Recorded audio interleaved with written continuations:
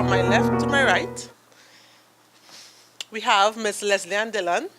She is a community liaison officer at the Green Fund Executing Unit. We have, well, this morning you would have met Rissa Edu from the UNDP's GEF Small Grants Funding Program. Cindy and Currency from the Digital Foundation. She's an operations manager with the foundation. And to my extreme left, right? Ms. Rhonda Francis, BPTT. So welcome, ladies, and thank you very much for being here today. So I'm going to give everybody an opportunity just to give a brief overview as to what they do in the respective organizations and how you support community-based projects and non-governmental organizations access funding. Hi, good afternoon. Leslie Ann, Green Fund Executing Unit. I am one of the 2 community liaison officers at the Green Fund Executing Unit, which falls under the Ministry of Planning and Development. And the 2 officers service both Trinidad and Tobago. And my role at the Green Fund Executing Unit, initially, I'm really one of your first points of contact. I am here to educate and inform on the Green Fund, what it is, who can access it, and for what types of initiatives funding will be provided for. And when we get into that proposal writing stage, I'm also here to sort of hold your hand along the way in completing that application form and to assist you in the development of your project ideas and to tweak it really around the criteria of the Green Fund and our focal areas. For those of you who don't know, and for those of you who do, is just to reinforce what you already know, the Green Fund is really the National Environmental Fund of Trinidad and Tobago, and funding is made accessible to eligible organizations if you're registered as a CBO, an NGO, a non-profit organization, or if you're registered under any other act other than the Companies Act. So in essence, once you're a for-profit entity, you cannot access funding from the Green Fund, and we have 4 focal areas: remediation, reforestation, conservation, and environmental education and public awareness of environmental issues. Thanks. Okay. So you could remind people about yourself. So yes, just a reminder, because I spoke to you all this morning already, but the JAF Small Grants Program is a global program started in 1992. It's implemented in 125 countries. In Trinidad and Tobago, we've been in existence since 1995, and we've funded over 100 projects to date. Our main grant recipients have been NGOs and community-based organizations, and that's really the modality of the JAF Small Grants Program. It's to empower communities at the local level. So empowering communities to take action into their own hands and make a difference in the lives of people that matter. It's also an environmental grant program. So the areas that we provide funding for, again, are under 5 main focal areas: biodiversity, climate change, chemicals, international waters, and sustainable land management. And just to go through a little bit in terms of the application process, usually once or twice through the year, we issue a call for proposals, and we invite groups to submit concept notes. The concept note is a very summarized version of the actual proposal, and a lot of the points that you all that were discussed this morning in terms of your goals, objectives, problem statements, activities, and budget are some of the things that you summarize in the concept note. So it's a summary of what you want to do. You don't have to go into a lot of detail. When you submit the concept notes, I do an initial screening, and based on the eligibility of our eligibility requirements, I can screen out ones that can proceed for further funding or screen those that may not be eligible for JAF SGP funding. So once I think that the concept note has potential, I'll contact you via phone, set up a meeting, do a site visit.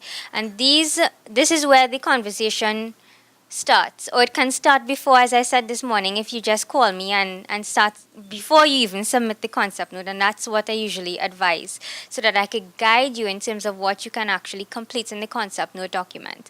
So from there, it becomes, it's a very hand-holding process in terms of the advice that I would give and how I would guide you. Sometimes you may have an idea, it may not necessarily be feasible, but I try to provide the guidance in terms of how it can work and how it can align to what I can fund. And then when the concept note is, or when once you've solidified your ideas, then you are progressed to the full proposal writing stage. Usually, I assess your capacity based on my site visits, meetings, and interactions with you. And if I feel that you need some assistance in writing the proposal, we do similar sessions like today, proposal writing workshops or project identification workshops to help you take your ideas from just an idea to an actual proposal. An important thing to note is that every donor or every grant organization has a different list of requirements and different proposal templates. We usually have specific templates that you have to fill out in terms of the proposal. So it's not just you coming up with ideas and you're writing it down. It's specific things that we look for. And in the case of the small grants program, we actually have a guidance document in terms of how to complete the proposal. So when you see on the proposal form problem statement, you go into the guidance notes and see what are the specific things we're looking for in the problem statement. I think I'll stop here for now and I'll pass on to Cindy and we can continue discussing as your questions arise. Thank you, Rissa. Good morning, everyone. My name is Cindy Ann Currency. I am the Operations Manager for Digicel Foundation. I'm not sure many of you actually know that Digicel has a foundation, but we are a registered NGO. So unlike some donor agencies, we do provide funding as well as we implement projects. So we would have applied for a Jeff SGP grant from the UNDP and were successful. So we kind of swing on both sides of the fence at the moment. At the foundation, we focus on two main areas when we're talking about funding. We work with persons with special needs, and these are persons with intellectual disabilities. We're talking the range from Down syndrome, autism, dyslexia, dysgraphia, everything. We tend to look at projects that either advocate for inclusion for persons with special needs, that deal with therapy for them because they need therapy just to function on a daily basis. We do a lot of work for sports for development. We work closely with organizations like the Special Olympics, Trinidad and Tobago. And of course, we try to find any way at all to get them more involved and more integrated in Trinidad and Tobago and just life as a whole. Our other focus area, or other bucket, that's what we call them, is community development. So we do a lot of work with community-based organizations. We actually have a grant program right now. It's a small grant for $5,000 US. The initiative is called EPIC, Extraordinary Projects Impacting Communities. So we encourage community-based organizations to apply for funds like EPIC, that's $5,000 US. And you can use that to develop a physical space, either it's indoor and outdoor space within your community.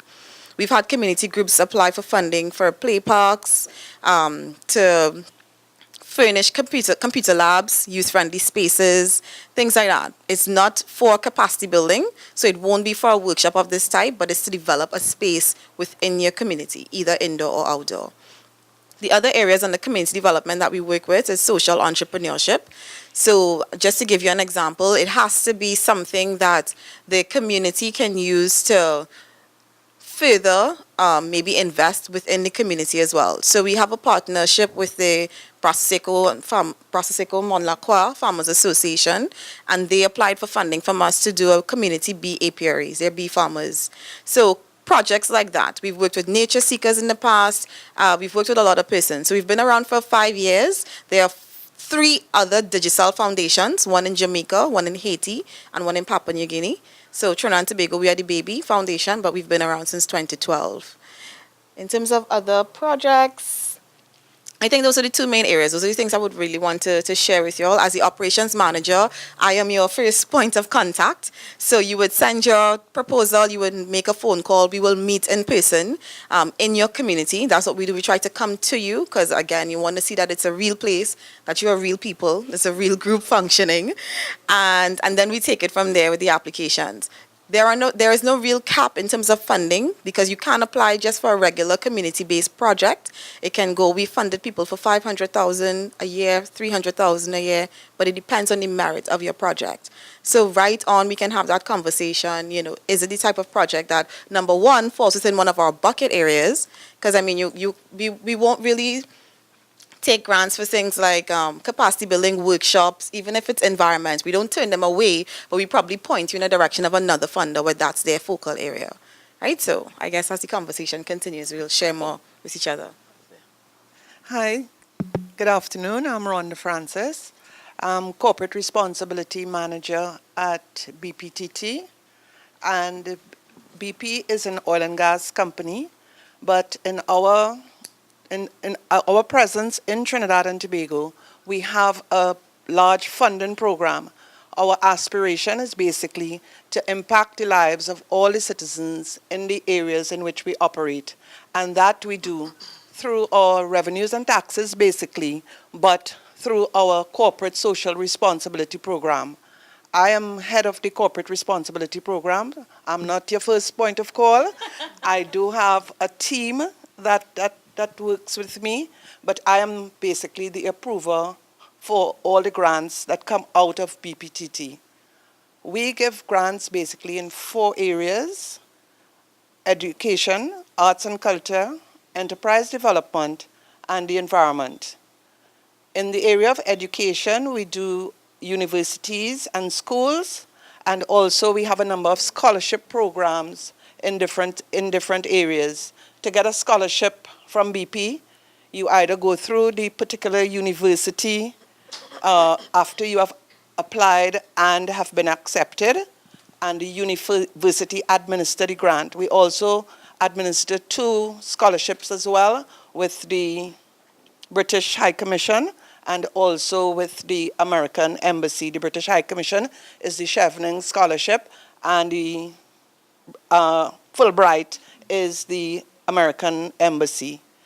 I know that most of you here are interested in the area of the environment, and we do have programs that we fund in terms of environment, mostly in terms of environmental awareness. We fund throughout Trinidad and Tobago. We do have a heavy presence in Mayaro, but know that we fund projects throughout Trinidad and Tobago. In terms of in terms of enterprise development, we sort of try to encourage groups who are in environment projects to pursue projects that are sustainable. How do you make your enterprise project more sustainable in terms of earning revenue and so on? I know that sustainability conversation is a heavy one, so we could discuss a little bit more about that later. In terms of arts and culture, we fund projects throughout Trinidad and Tobago. I'll just tell you what our 4 signature projects are. We've stepped out of the box as a corporate entity, in that we have a project where we also do, apart from grant funding, we do a loan program called MyPed. So far, over the last 10 or 12 years, we've issued over 3,000 loans to small-based community organization, and that's sustainability in the true sense of the word, because it's a revolving fund. BP does not make any money from it, but what happens is that it enables other funding to go out to community organizations. There's a whole lot more which we can develop within the conversation, but I just wanted to let you know that our funding is up to $30,000. There is no contract. That's what we call kind of one-off charitable contributions, and post $30,000, that is where we call it social investment, where we, as a company, we expect to get a return on that investment. In terms of criteria, the group must be a registered organization, and when you submit a request to BP, there must be a profile of the organization, your governance structure, there must be a proper project description, your inputs, your outputs, your budget, and most of all, your monitoring and evaluation, and setting up your key performance indicators from which we are going to judge your project. We do have a screening process. It's heavily skewed towards looking at whether the projects are affiliated to government organizations, because we have the Foreign Corrupt Practices Act, which we have to follow, but that's for another discussion, and I think that's about it. That's enough of what I'd like to share at the opening. I think everybody gave us quite a bit of information about their respective organizations. To be very honest, coming into this program today, I didn't know a lot about the things that the organizations do. I know a little about MyPed, for example. I didn't even know about the things that the Jeff, I didn't even know the Jeff existed. So I think quite apart from learning about the opportunities for funding, even the projects, seeing the things that the organizations have achieved so far, I think it's great encouragement for all of us who would like to actually get into something or get into projects where we could access funding. So, I mean, Cindy, you mentioned something just now. You talked about projects having merit. Could you just kind of give us some points as to what gives a project merit? And I guess everybody kind of take a turn and tell us a little bit more about that. Okay, well, Rhonda mentioned a few of the things already, and a lot of it has to do with, I'm sorry. A lot of it has to do with sustainability, meeting that criteria. The project itself has to be bigger, and it can't be a one-off project. So, for instance, you apply for funding. You go into a community and you want to apply for funding to do a capacity building workshop with mothers, because maybe there's a social problem there where you have a lot of either single parents or teenage moms. We would only come along on a project like that and decide to fund it if you say to us after that the women will come together, maybe form a cooperative where they can open a nursery or something that will now create income for these mothers or these women who are at home, as well as take care of their children while they're there in a safe environment. So merit has a lot to do with how unique the project is as well. A lot of NGOs, we have a lot of NGOs in Trinidad and Tobago, and a lot of NGOs also apply for the same thing. So we have 1 million people doing domestic violence, 1 million people doing things for children, so things like that. So it has to be very different.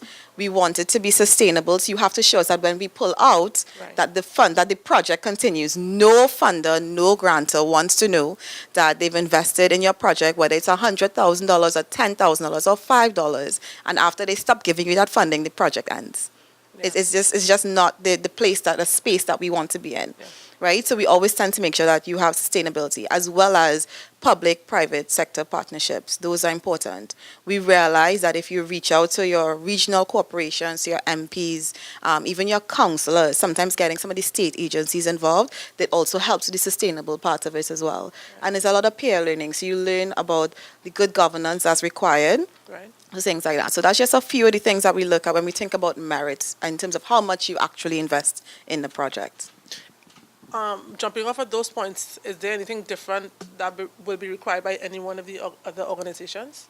I just want to basically it's the same similar things because most donor organizations operate in very similar manners. In terms of funding, you may be asking for 50,000 or 10,000, but something that donors often look for is your in-kind contribution. What value can the group add to the project that you want to do? So you may not have the money to actually implement it. That's why you're asking us for funding. But there are many other things that you can contribute to make your project stronger. So you can have your community members, your students, teachers, children in the community volunteering time. You may have someone who is in your community who's a technical expert who can contribute to the development and implementation of your project. Just the use of your community center or your school to hold meetings. All of those are in-kind contributions that are often overlooked. For Jeff SGP, we usually ask that grantees if we give you $50,000, we want you to also match the funding. But in most cases, you don't have 50,000 US to match, but you can often match and in most cases exceed that 50,000 in terms of your in-kind contribution. So it's very important to monetize that and find a way of actually valuing what you are doing. And many of you are doing amazing work on the ground with no money. So it's just a matter of thinking about it from a different perspective and monetizing that. So you're not saying, Digicel, give me 5,000. You're saying, Digicel, I'm putting in 5,000. Can you give me the extra 5? And it makes your case a lot more compelling. I'd just like to add, I will echo the sentiments stated before. We do look heavily on your sustainability. And we don't put too much emphasis on any contribution that the organization can make. We will welcome if you all have co-funding, if you all have in-kind contributions to make, but we don't put too much weight on that. We also try our best to look at your quality of costing, and given our economic situation that we're in at present, we look quite heavily on that at present. And also, what that is? Quality of cost. Can you explain? we look at value for money. Right. In terms of, are we getting, as an organization, are we getting value for the amount of money that we have to put out? Are we going to get value on that investment being made as well? We also look at the relationships being formed during the course of a project with various stakeholders who have come into the project with you initially, or those relationships formed during the course of the project, which can continue to contribute to the sustainability of your initiative. So these are just some of the few things we look at, and we also look at the relationship of our activities to our national environmental policy, which is currently being reviewed, because we want the initiatives to contribute strongly to sustainable environmental development in Trinidad and Tobago. So these are things that we look for. And I know a lot of small organizations would like to know, well, national environmental policy, I don't know anything about that, but in working along with the community liaison officers at the Green Fund, we will try to explain to the organizations and make them become aware and understand exactly what are the objectives and so on of the national environmental policy, and show you how your activities can be related to some of the objectives. An organization does not have to relate to all of the objectives of the national environmental policy, the objectives and principles. So those are some of the things that we look for as well. I just wanted to jump back in to say that sometimes when we receive a proposal from an organization, and we feel that the organization has a great project but does not have the capacity to deliver the project, what we will do, we will help the organization to build capacity, either by sending them to training programs, running training programs ourselves, or we may ask the organization if they would like to have a consultant or some technical advice to help them through the delivery of the project. Okay. Well, that's good, because, some organizations, they don't do that, like Digicel, for example. You all don't do that, right? In terms of capacity building. It can't be capacity building alone. It has to come. Right. It can't be capacity building alone. It has to come with the other part of it as well. Okay. So, I think in terms of accessing different things, each organization has its USP, as you all would have learned this morning, that you can access them for different things. But you know what? Curiosity begs, what are some of the best projects and probably some of the worst projects that you all have come across? I would like to know. I don't know if, Oh, yeah. Some of the best projects and perhaps some of the worst ones too.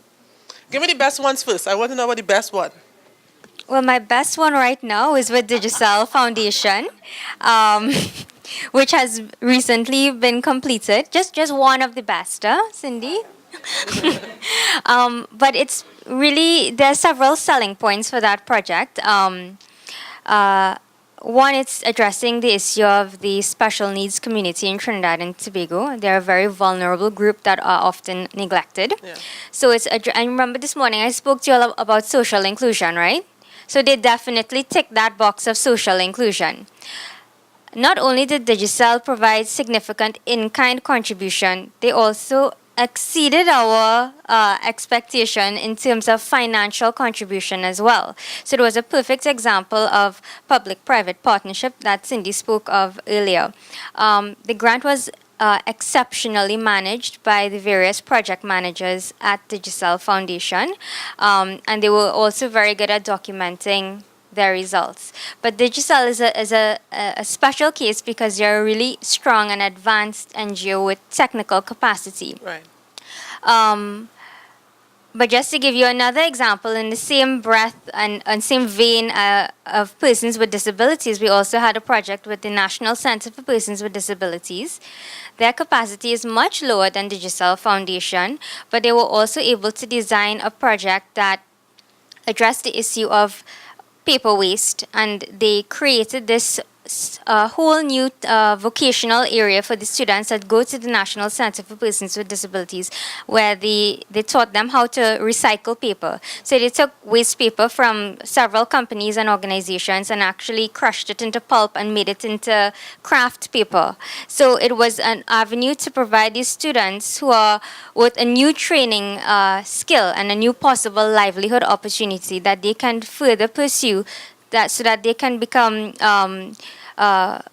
sustainable and successful individuals on their own. So those are just two.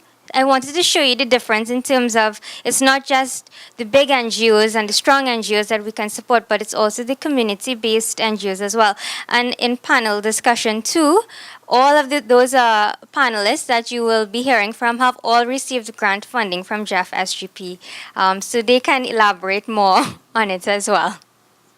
I would like to, one of the most successful projects that we have had was Nature Seekers. Right. I mean, we've had a few, and I'm not at liberty. Let me say one time to say which project was one of the worst. Right. But You don't have to one tell of us the name. one of the best initiatives we had was Nature Seekers, and this Nature Seekers brought with it a lot of expertise and capacity as a community organization, a strong community-based organization, and part of their project included the training and building of capacity and creation of some sort of revenue generation within their community, because we all know the northeast region of Trinidad and Tobago is probably one of the most environmentally rich but one of the most poorest regions as well. So Nature Seekers was very successful in that aspect in terms of the recycling and so on of the glass and turning that into jewelry for the sale in that area. So that was one of the more successful projects as well.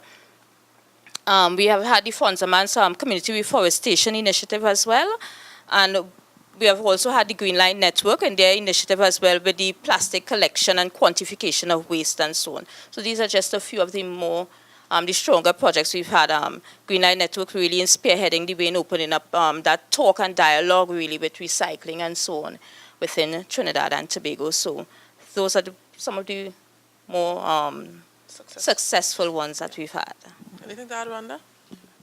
One of our most successful programs is MyPed, Right. the Mayoral Initiative for Private Enterprise Development. It's governed by a number of retirees who, for over 12 years, these same people continue to give of their time and to manage a fund like MyPed, because we have disbursed more than $80 million within that fund. Wow. And these people continue to have their audited financial statements and all of those things. So I know it's a really good What period of organization. time was that 80 million distributed? Over the 12-year period. Okay. And to go to a more grassroots organization, I would say we manage our corporate responsibility by having implementation partners. So the Rose Foundation, we work with the Rose Foundation as an implementation partner. Right. And they manage over 52 projects on our behalf. And I would say they are a very good provider as well. Yeah. Okay. So generally I'm hearing coming out a lot of it has to do with technical competence, right? And the sustainability part is absolutely crucial.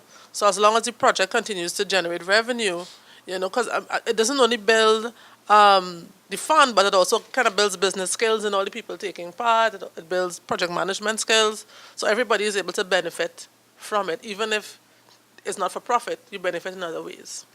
Can I just have one thing you stated just now, that once the project continues to generate revenue. But for us, sustainability does not always mean generation of revenue and so on. Right. Some projects are not sustained necessarily by revenue directly. So if we have a reforestation initiative, the Green Fund has funded a reforestation initiative. The agency that's really responsible for reforestation is the Forestry Division. So sometimes if an organization has a reforestation initiative for 7 years, after that period of time has elapsed, that now will be handed over to the Forestry Department to manage, and so that project will be sustained in that way. Okay. We do welcome as well sustainability in terms of revenue generation. So we can look at it as maybe an seed funding into an initiative which can create short, mid to long term some sort of employment as well. Okay. And I just want to add, and I don't want you all here today to get scared and think, oh well, I'm not Nature Seekers and I'm not Digicel, so that means I can't apply for funding, because I think all of the organizations here, what we're trying to say to you is we are approachable, we have an open door policy. Speak to us and we can provide you with the necessary guidance. So just don't feel intimidated, and lots of organizations tend to think, oh, I can't write a proposal, I don't know where to start, and so they just, they kind of get scared and don't even send in an application. But I encourage you to pick up the phone or send an email and make that initial start that initial conversation so that we can lead you in the right direction. Let me just give one example of, or expand on what Risa was saying. I had an organization from Central Trinidad. They had hired someone to write their proposal for them. And upon the initial review of that proposal, I was wondering, well, why are you paying this person to write this?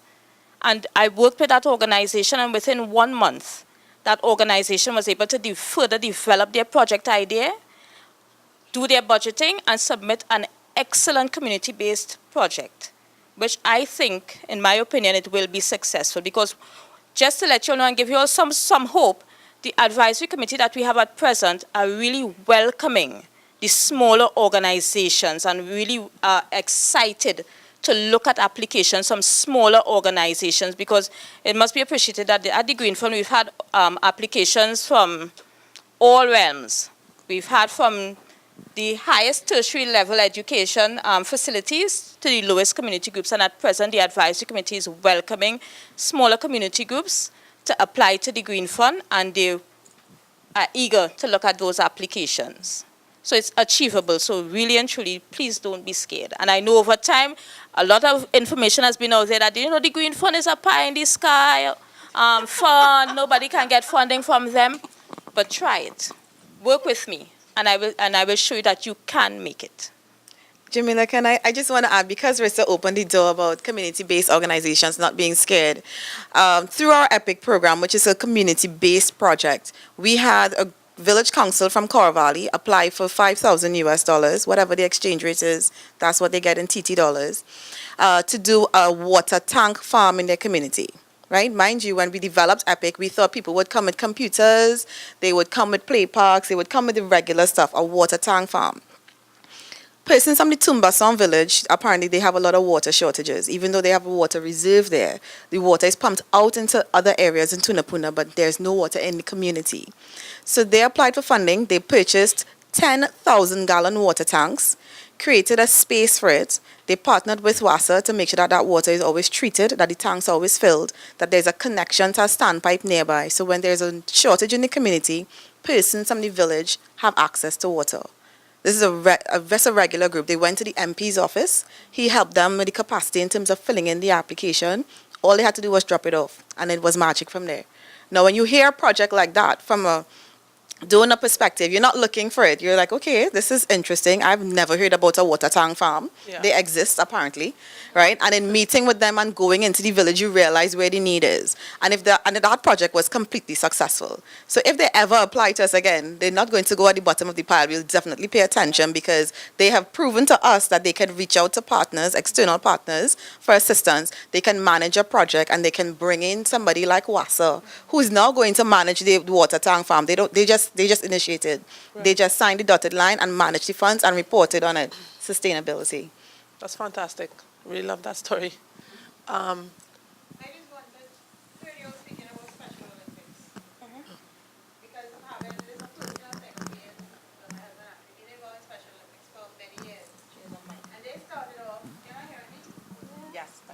why I'm interjecting and sharing that story is because Special Olympics started off with volunteers. Just volunteers, children, parents, and volunteers. And they grew and grew. And yes, they got affiliated with Special Olympics USA, and they are structure, and they do have structure, and they did have access to capacity, so they reached out. But during their journey, they then reached out to Digicel. And look at what has happened now. Digicel has taken up and actually took on some of that. So you have more capacity. So you can start off with most important ingredient is passion. Yeah. Passion. You start off, and somebody said that about money. You start off, and then you get a good partner. And there it is. Special Olympics is for mentally challenged children, because we talk a lot about physical disabilities, mentally challenged. And there it is. Digicel Foundation is now taken that on board so that you can start off small and then mushroom. The seed grows into the tree that is now Digicel plus other partners. And that's why I just wanted to share that, because I have a familiarity with it for well over 20 years. When Digicel first came to Trinidad and Tobago, SOTT was their first partner. So before Rising Stars and cricket and everything else that Digicel sponsored, Special Olympics Trinidad and Tobago was their first partner. So the foundation we picked up when we formed in 2012, and because of that relationship, is not just about national games and sports for development, but they also have other project ideas that kind of speaks to and lends to development of self for persons with special needs. So for them, we would do capacity building. With them, it's a different case. They are the exception to the rule. And it is like that with all other Digicels. Once there is a special needs community, we work with the special needs community, because we realize that they are a marginalized group and there's not much room for them within the national agenda. It's just not a priority. Wow. No, this is a very good learning exercise for me too, because a lot of these things I didn't really know about. So I think we will stick a pin here and we will ask the audience to.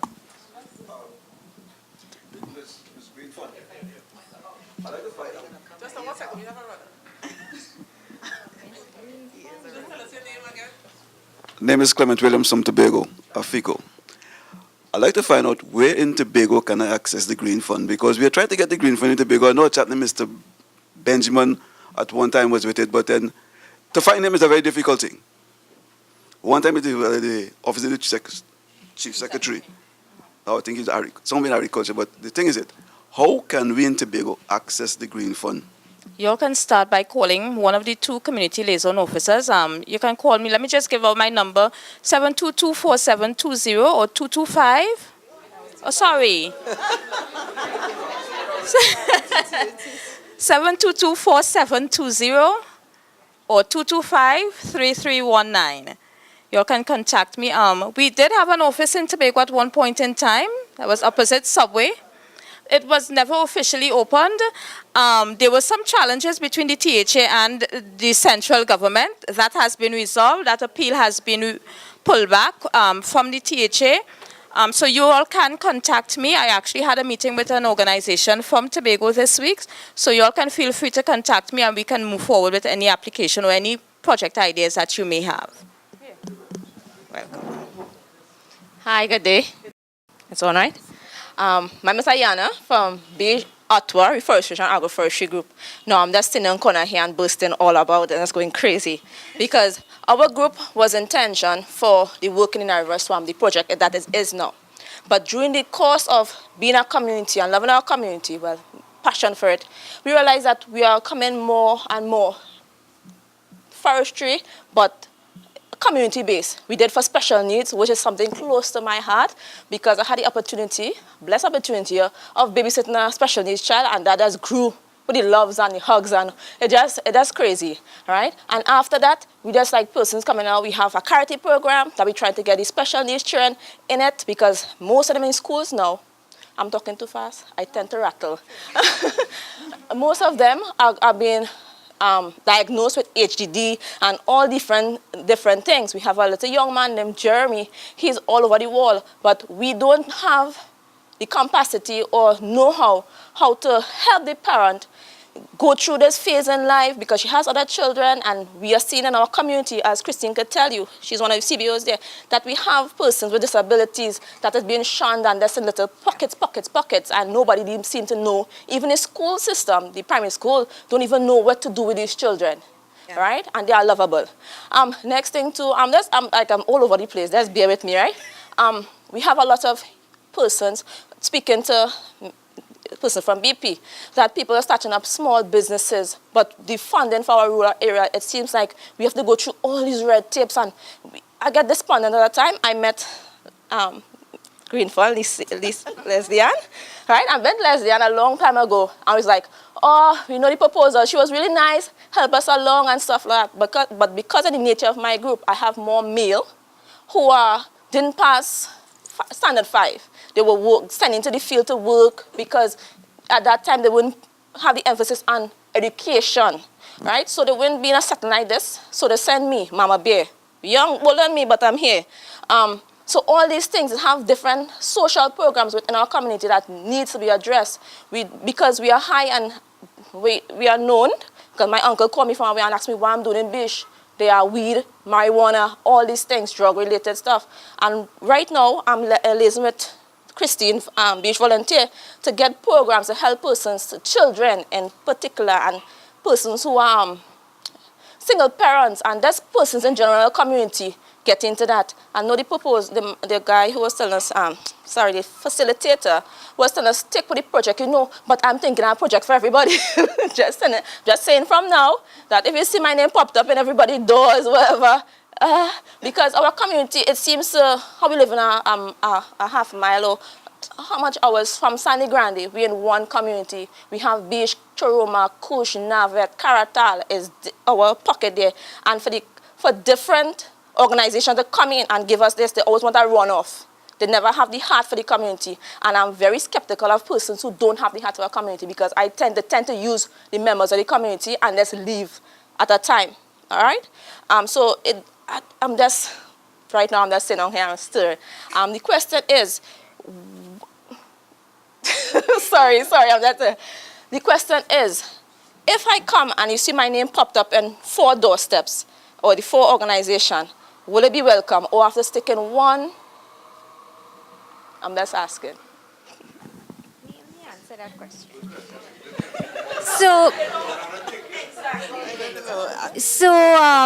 I first of all, I admire your passion. That you definitely have the passion. Now, think about this, right? You want to apply to Green Fund, SGP, Digicel, and BP. Can you manage 4 projects, one little you? I don't think that's the way we would have to go. What I think we would like to know is that, is there a capacity? I don't think I need it. I don't think, what we would like to know is, does we have the qualification, or is there a capacity to facilitate an organization like ours who wants to get funding, don't know where to go, so we would like to be guided? So I'll answer, because again, good stories. Last year, I received an application for one of those EPIC grants, $5,000 from a gentleman from Brazos Seco. His name is Winston. He said, we want to do a bee farm, you know, very fast talking, very passionate, you can hear it. I said, okay, I'll come to the community, not realizing that Brazos Seco was so far away, but I went and I met him and he showed me he was able to sell the vision. Wasn't able to communicate that in paper, but he sold the vision to me in person and I saw the space. A year later, they have their bee apiary up and running. We gave them $10,000 US just to start off. Let's see how they manage it. We are also here as the persons to guide you along, you know, with the process. When we went to the community now for them to launch their honey, it's called Honeysuckle, their honey product, I met Rissa, who is also one of my grantors. So I said, what you doing here? Right? And then Rissa is saying to me, well, we're involved in this project. Then I met somebody from the Canadian High Commission. What are you doing here? they're also funding parts of the project. So the project, even though it was a bee farm, there are other elements that they were able to reach out to donors. They reached out, they got funding to get a rainwater harvesting system so the bees don't go too far away to feed. They got money to do solar energy, so because they have a lot of power outages, but they applied to us just to start up the farm. Right? And we were able to continue with them even when those parts of the projects were ended. So yes, there's an opportunity for you to branch off and ask for different sets of funding, but it has to be all in context of the project, and you have to show capacity to manage those funds. And that's a strength of your proposal too, because all of us, we have limited funds. Like everywhere else, funding is declining, and our grant facilities have less and less money to give. So if you can design a project that says, okay, Digicel, give me X, Green Fund, give me Y, SGP, BP, and so you divide the amounts that you're asking for, so it doesn't seem like, oh my gosh, they're asking for $100,000. They're just asking for $10,000. So Canadians had funded the solar panel. We had funded the rainwater harvester, and Digicel did the majority of the apiary. And with that, Honey Seco is now available in Digicel stores. and Winston continues to harass Cindy and I on a monthly basis. But before we can even get to the co-funding, which Green Fund was never able to have in an initiative, but which is not a problem. Ayana, heard you mention members of your group, the men, didn't reach secondary school and that sort of thing. Your organization must know your capacity. Now at the Green Fund, what we're working on at present is having different types of application forms, different types of organizations, and different quantities of monies to be funded. So we're working on that. So what you all can probably do, start small. Start small, and if you know you have a lack of capacity in certain areas, cost that in your application form. Because at the Green Fund, we don't want any organization to be left in the same position with which they came to us for funding for a project for in the first place. When you leave with a Green Fund funded project, and at the end of that project, the members of the organization themselves should have the capacity to move on, to have a larger initiative fund, to manage a larger initiative. So if you know your organization doesn't have accounting capacity, which you may have to contract out initially, you send them for some accounting classes. Maybe you can do a project management class, safety training. If you're doing tour guiding, a tour guide training course and so on. And these are things that can be factored into your budget when you apply to the Green Fund, so that no organization is left at the same level that they came in at. Build yourself. Take the opportunity and build your organization within that project as well. Ayana, I wanted to focus on one of the areas that you had identified, and you had indicated that when you go for loans, it's a lot of red tape and so on. But we have taken a decision at BP to extend the MyPed program into Bish. And one of the things, and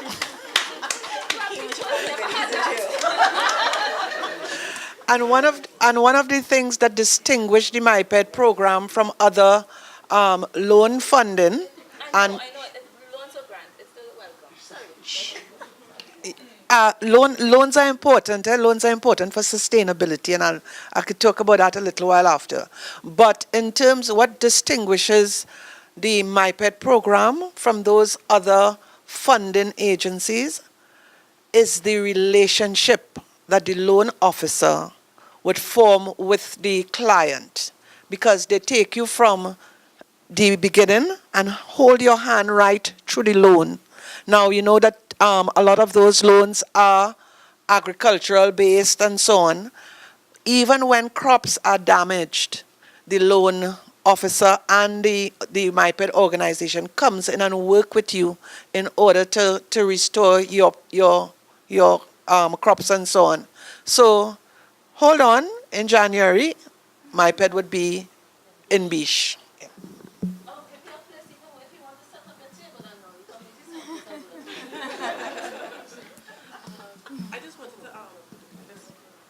I just wanted to ask a quick question, just for the sake of elaboration. In terms of the criteria needed to access a loan, is it the same as any other commercial lending institute? Is it different? So I'll tell you one of the things that significantly different. Sometimes what we hold as collateral for the loan is your furniture and so on in your house. So that only tells you that the aim is about ensuring that the individual gets the loan rather than looking for all this collateral that's needed in a bank. It's totally different, yeah. Also, is there a maximum amount that people could access? So at present we do a maximum of 150,000, but written in our articles of association is up to $1 million.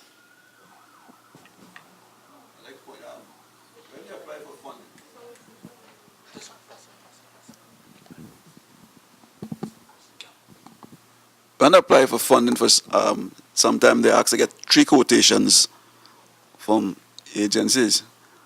But sometimes in Trinidad and Tobago, you'll find there's an agent for that piece of equipment, and there are no other supplier in the country for that. How should I apply when you ask for 3 quotations to get the funding for equipment? Well, at the Green Fund, we have relaxed a bit on that requirement. Initially, we asked for 3 quotes per item, recognizing that this is the case and that some organizations that you request a quote from, they don't want to give you the quote unless they show that you're purchasing the item. So now we've had enough experience to have the market value really of things, so stuff like computers or stationery, and so we know you don't necessarily have to have a quotation. And now we accept 1 quotation. We can possibly have 1 quotation, except if vehicles or so, you can submit 2. But we've relaxed a bit on that requirement as well, because we are aware now of the market rates and so on of items.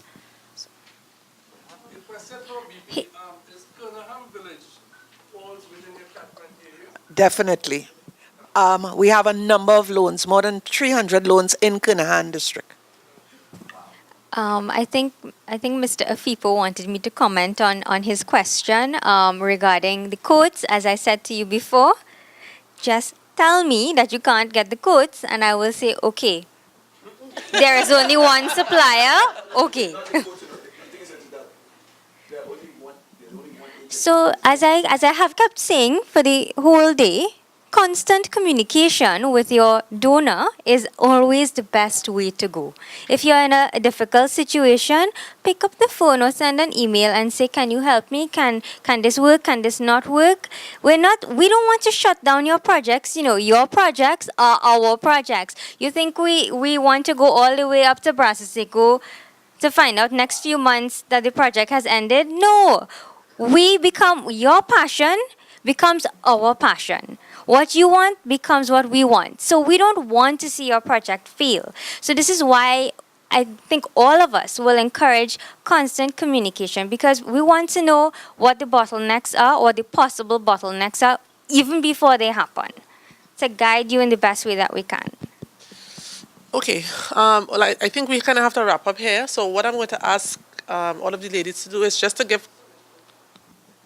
Okay, one last question. That's the last one. It's a quick one. Yeah. This is addressed to the Digicel. Would you be inclined to think about, for instance, making the Botanic Gardens a hotspot? Is that a project? Because if it was a hotspot, then the work that we've been doing to identify the trees in the gardens using GPS mapping, we could then even maybe get QR codes put on labels, and people could go up to a tree, look at their smartphone, click on their smartphone. That's education. Would that be a possibility? Just a thought, because did a hotspot, first of all, would a hotspot cost us any money? Oh, yes, it wouldn't cost you, it will cost the business. So there's Digicel Business, then there's Business Solutions, then there's Digicel Foundation. Okay. So within the business of Digicel, the hotspot will more fall under our Digicel Solutions team. So that's a conversation that we can have with them and see how feasible it'll be. Yeah. But it does cost it costs for them in terms of what their priorities are and if it's something that they will do. But it sounds like a great idea. It sounds like a great idea. So where would I go? Come to me and then I will walk it through with you. Thank you. Yes. So I was just about to say, I was going to ask the ladies just to give their contact information and give any final thoughts, and make sure and note the information because I'm sure all of you would want to have access to any one of them at any point in time. And then we'll wrap up. So, Yeah, you all got my telephone contact information. Let me just give you all my email. Leslie, Leslie, -Ann, ANN, Dillon, DILLON, at planning.gov.tt. Just for ease, for the emails from this morning, I'll just compile that and include everyone's emails as well. okay. Yeah. Okay, so feel free to give your final thoughts and then we'll... I'd like to thank the EMA for inviting the Green Fund here this afternoon, and it was refreshing to see a lot of newer organizations, and I look forward to you all contacting me for possible initiatives which we can collaborate on. Once again, please do not be afraid. Do not listen to rhetoric, and please give me a call. Thank you. Okay, so my final comments would be when you see a call for proposals or you see donor organizations accepting invitations for funding, don't just apply for applying's sake. Do your homework and actually read what is required, because lots of times you see an application on an invitation on social media or in the print media, and you just see funding and you just say, I'm going to apply. You don't read any of the guidelines. You may not look at their strategic document. Remember, I spoke to you all about the country program strategy this morning. You may not read the things that are required, and then if your application, I'm just speaking in general now, and then if your application gets declined, you want to know why. But did you do the necessary homework? Were you trying to fit a square peg into a round hole? Does your vision and mission align with the vision and mission of the donor organization? Don't say, oh, well, I'm a church and I just want to put in a grow box so that I could get funding from the Jeff Small Grants program and call it an agriculture project. Those things are not sustainable. So do your homework and make sure that your application is the strongest application that it could be. And don't apply just for applying's sake. Apply it because you have a real need. And do your homework in terms of your budget as well. My final comments to you would be your passion can usually speak for itself and get the job done. It can be that thing that opens the door to a new partnership. So I know this morning you mentioned it in terms of contact. Call us and tell us. Call us and let's have a conversation about whatever your project is, and let's work together to see how we could partner on it. I would also want to tell you to look within each other, within your circle, within your network, to collaborate a bit more so that you can, because the funding is really scarce, but if you can do a project together, I think it's also quite exceptional, right? So reach out first and let's start the conversation so that we can take it from there and see how we can turn that conversation into a partnership. Oh, Dane said that we would send all the information to him and he would send it to you, but yes, my cell number and everything would be there as well. All right. My last thoughts are just first, let me thank the EMA for inviting BP. We partner at different levels, and I'm glad that I had the opportunity to partner with the EMA this afternoon at this level as well. My suggestion to you all is, and it's basically, I am dying for a good environmental project. So feel free